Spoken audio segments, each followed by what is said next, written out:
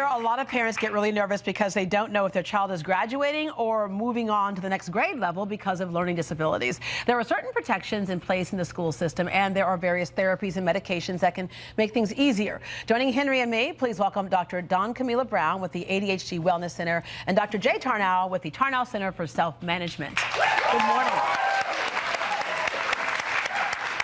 And I just have to say, Dr. Tarnow kind of saved my family's life because I had taken my son to so many other people, and we spent thousands of dollars. And we walked into your office, and I was like, not expecting much. And you said, "What do you need from me?" I said, "Tell me what the issue is," because he's a bright, funny little boy, but he falls apart in school. And right away, you nailed it. All right, so let's just start with. There are people who think this is just you need to discipline your child more. If I discipline my child anymore, he's not going to be here anymore. Right? It's just about discipline. What happens in the brain that causes some of these things? Let's start with ADHD, for example. Well, the view is, and this is, we don't have all the facts, but that the prefrontal cortex, the very front of the brain, is disconnected from the rest of the brain. And there's a group called farmers.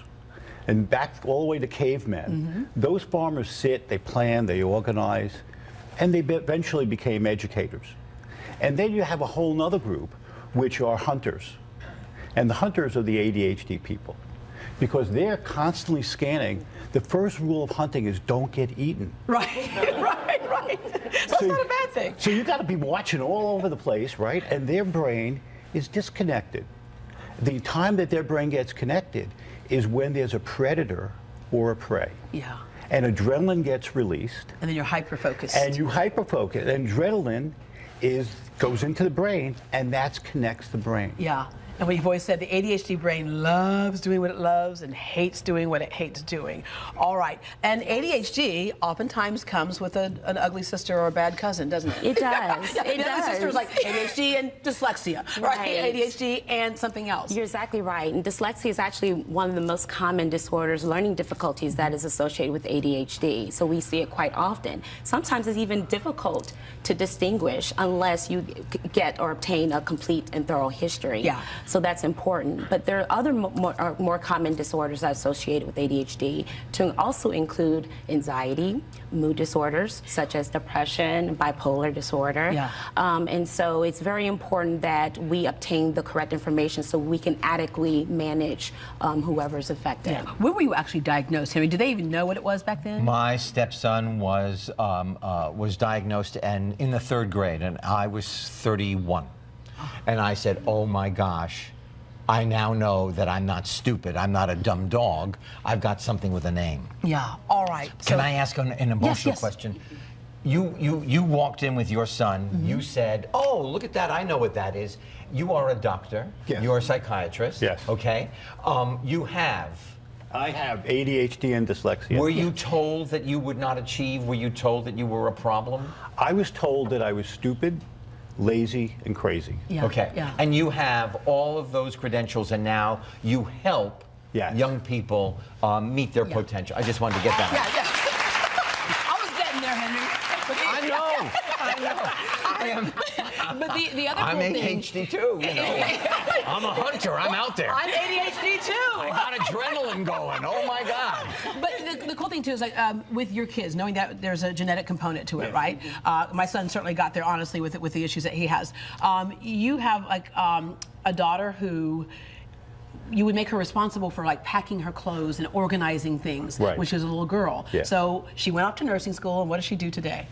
She organizes the doctors in the operating room.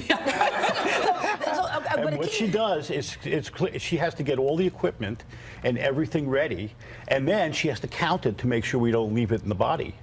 So she is really always packing and unpacking. Yeah, she's in her element. Wow. She's in her element. Yeah. She does it. And that's coming back to the point we talked about. A lot of kids suffer through school, but if you can just get through it so that you can get to what it is you can do in life. You go right ahead. You go right ahead. I just want to say, because it's hereditary, there are so many parents who are like, you know, like disappointed by their child. It comes from you. That's right. Thank you. Yeah, but I only gave my son one of them. My husband's responsible for the other one. So we got together there. All right, issues that you dealt with ADHD. I have ADHD as well. Yeah. Yes, 4 for 4. So, you know, it's interesting because in medical school, I actually was very challenged with passing my boards. I actually took my boards a total of 5 times. But you wanted it. I wanted it. I was very, and like you said, I was very persistent. I had the will, I had the drive, I had a mother, praying mother, grandmother. And so it was very important for me that I actually lived my mission because I knew this is what I was designed to do. Yeah. And so it wasn't until my last year of child fellowship, which one of my mentors had suggested, why don't you get tested before you take your boards? And I had 4 years of boards to take because we're double boarded. And so I said, why? I'm managing, you know, other fellows and I'm running ADHD clinic. I don't have ADHD. So even it became my sense of normalcy, right? And I thought I had test-taking anxiety. When do we generally test children? Because I know a lot. Yeah, because I know a lot of times people will say, "Oh, he's just dyslexic," or "He's just," not knowing really if they are, right? Oh, I think it's very, very important to test them very early. Yeah. Because I think when you know, you then can do something. Right. But at what age is Third general grade? that we do? School. Second grade, third Okay. grade. When they start to have difficulty with school. When they're having difficulty with school and it's repeated over and over again, you want to catch it before it affects their self-esteem. Yeah, and don't jump to a conclusion because a lot of kids, like especially little boys, will reverse their D's and B's at an early age, and parents will go, "Oh, they must be dyslexic." Get tested. You got to make sure you know. Can I just say one thing? You take a risk with asking me on because I had a lot. You said a sentence that we can't let go. First of all, I love your fingernails. Thank you. Yeah. The kids do too, thank you. You said a sentence that was really important. I needed to live my mission. That's right. To achieve my mission. You wanted something. That's right. You went out and you got it. Exactly. You're exactly right.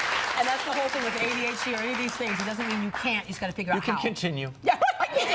Well, you'll love this, okay? Amy Green says, as a teacher of students with dyslexia, I would like to thank Mr. Winkler for inspiring others through the stories of Hank Zipser. All right? Amy Green? Yeah, Amy Green. Is she watching? And she, obviously, that's why she just wrote I this love right you, here. and I then, love your students. And then Krista Renee Meyer says, his little Hank books have helped my dyslexic little boy finally enjoy reading. That's awesome. Oh my gosh, thank you. And Jessica Knight says, I love seeing this. Both of my daughters have dyslexia and one has ADHD as well. My oldest daughter through 13 years old and she's going into 8th grade. Her dyslexia is pretty severe, but she's just saying it started with a speech impediment and all kinds of things, but she's loved seeing this show because we don't talk about it anywhere. All right, we're gonna take a break. If you're looking for help or have questions, we invite you to join the conversation. Contact us on our Facebook page or call us at 713-284-1055. We also have some audience questions. We'll be right back.